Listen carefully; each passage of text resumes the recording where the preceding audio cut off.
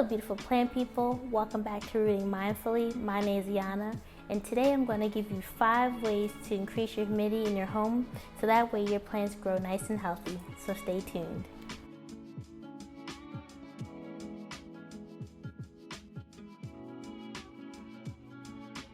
Alright, so the first thing you can do is simply just to place different bowls around your house. You can just fill these with water and just place them in different plant areas in your home.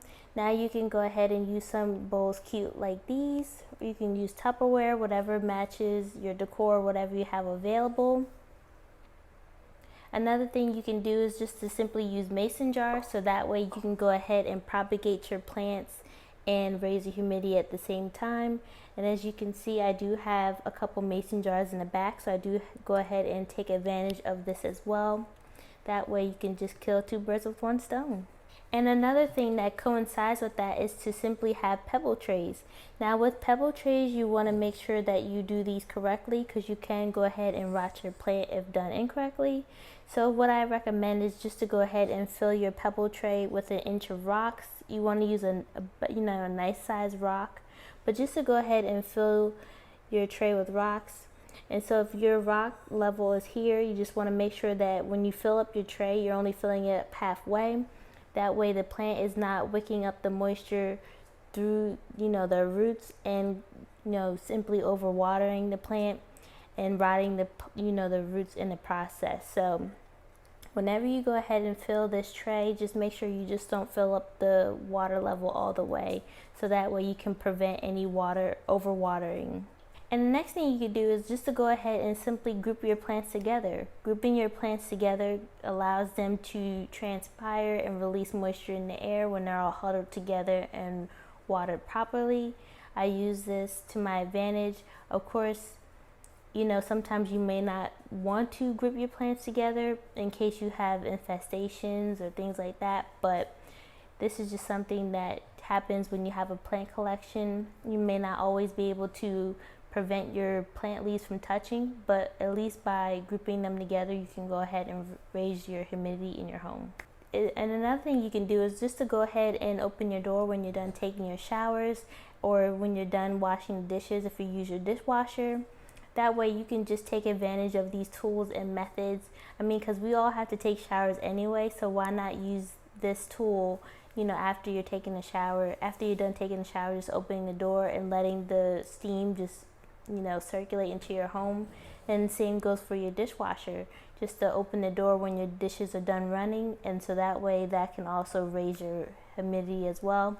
And another thing along these lines is that some people do go ahead and boil water on the stove, so you can always use that method as well. And another thing that I do is I give my plants baths and showers, and usually I do this when I have like an infestation problem.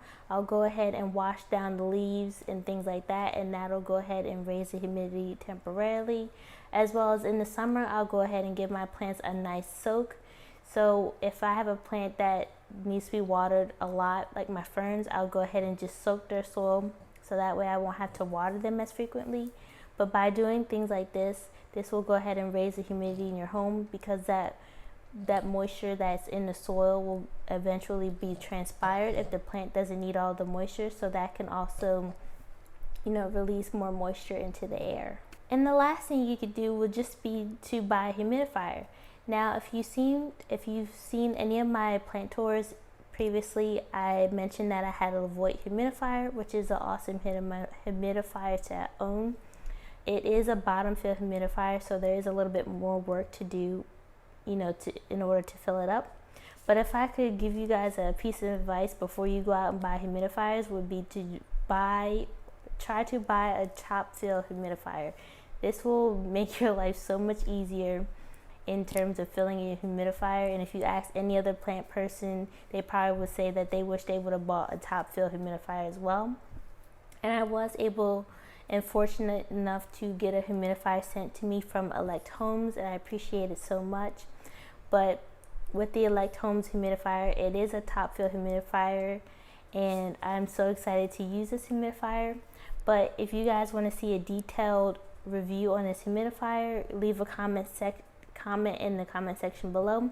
as well as my mom is currently using my Levoit humidifier. So if you guys would like to see contrast and comparison between the two humidifiers to see which one she would prefer more, we can do that for you as well. Just leave it in the comment section below. But buying a humidifier can easily bump up your humidity in your home 10 to 20 percentages, depending on what kind of humidifier you have and the capacity of water that it is able to hold. So this is something that I use, more likely in the winter time, when the humidity really drops. This is when I'll go ahead and bring out my humidifier. I don't usually use these all year round, but this can easily bump up your humidifier, and you can use your hygrometer to go ahead and keep track of humidity as well as your temperature in your home, just so you can see how well your plants are doing and keep an eye on the humidity levels. And now you may say, how come you didn't suggest spraying your leaves? I personally don't suggest spraying your leaves. Of course, you can always do this if this is a method that you like to try.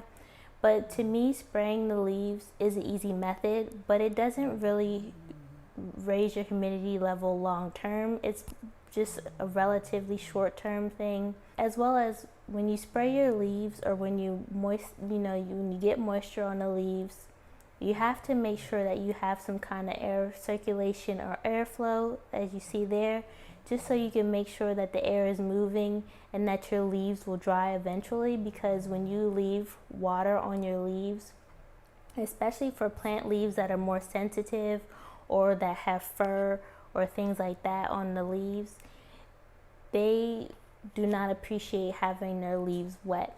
So you want to make sure that their leaves dry, so that way they're not developing bacteria on the leaves, or things like blight.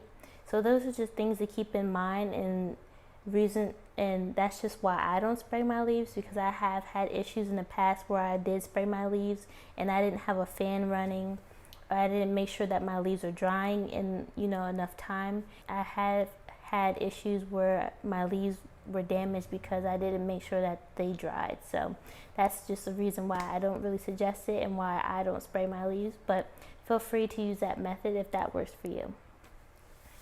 Alright, so that was 5 ways that you can go ahead and increase the humidity in your home. If you use any of these methods, or if you have any other methods, leave them in the comment section below. I would be interested to know. But I just want to thank you guys so much for subscribing to my channel. It means so much to me. Please like my videos, comment and subscribe, and hit the notification bell, so that way you stay up to date on everything that happens on this channel. But I will go ahead and see you in the next video. Bye.